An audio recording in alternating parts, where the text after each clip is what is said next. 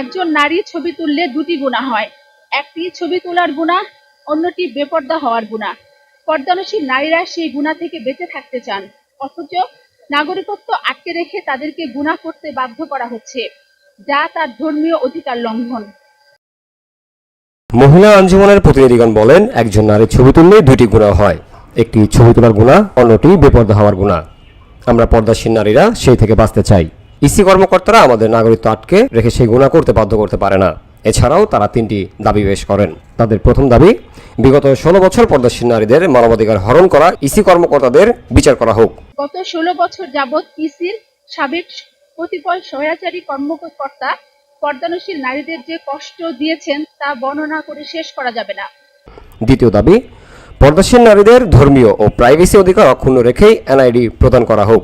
তৃতীয় দাবি, পর্দাশীল নারীদের ফিঙ্গারপ্রিন্ট নেওয়া মহিলা অফিস সহকারী বাধ্যতামূলক করা হোক। যে সমস্ত সাবেক ইসি কর্মকর্তা পর্দানশীল নারীদের মানবাধিকার হরণ করেছে তাদের বিচারের আওতায় আনা। 2, পর্দানশীল নারীদের ধর্মীয় ও প্রাইভেসি অধিকার অক্ষুণ্ণ রেখেই অবিলম্বে এনআইডি প্রদান করা।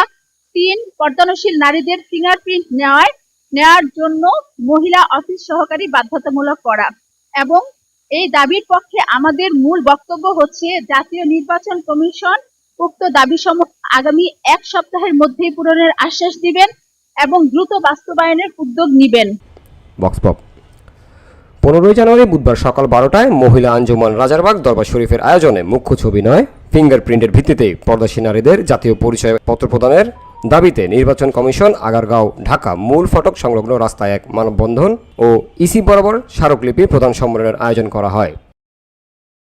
পরিপূর্ণ পর্দা বলে একটা বিষয় আছে, কেউ হয়তো পুরো মুখ ঢাকে, আবার দেখবেন তো চোখ ঢাকে।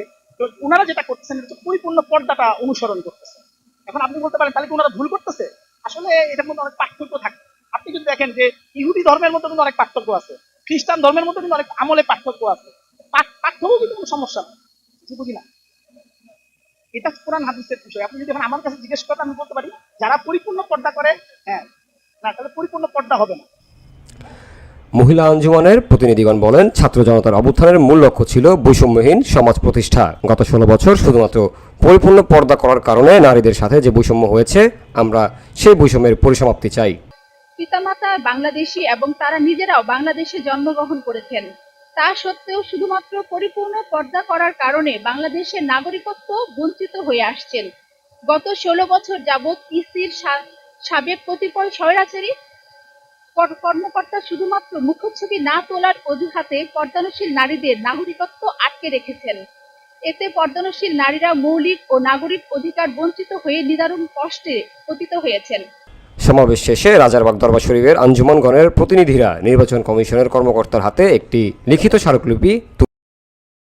হজের যে ছবি চালু হয়েছে এটা কিন্তু 1975 সালের পরে, অর্থাৎ 1975 সালের আগে প্রায় 1400 বছর কিন্তু ছবি ছাড়াই হজ করা যায়নি। এখন এই যে 50 বছরের মতো ছবি চালু হয়েছে, ছবির বিষয়টা যদি আপনি হজের কথা বলেন, পাসপোর্টের কথা বলেন, ভিসার কথা বলেন, এটা কিন্তু আন্তর্জাতিক বিষয়। আর ওনারা যে দাবিটা নিয়ে আসছেন এটা হচ্ছে জাতীয় বিষয়। এখন জাতীয় বিষয় ওনারা জাতীয় যারা দায়িত্বশীল ওনাদের কাছেই আসছেন, কারণ ওনারা জাতীয় দায়িত্বশীল না হওয়ার কারণে ওনারা কিন্তু দেশের মধ্যে যে অধিকারগুলো, মৌলিক অধিকার এবং নাগরিক অধিকার, সেগুলো ওনারা পাচ্ছেন না। এই জন্য ওনারা এখানে আসছেন। যখন ওনারা এটা প্রাপ্ত হবেন তখন ওনারা আন্তর্জাতিকভাবেও দাবি করতে পারেন। হ্যাঁ, এখনই আসলে এই বিষয়টা আমরা চিন্তা করতেছি না, আমরা যদি এটা পাই তাহলে পরবর্তীকালে আমরা দাবি করব।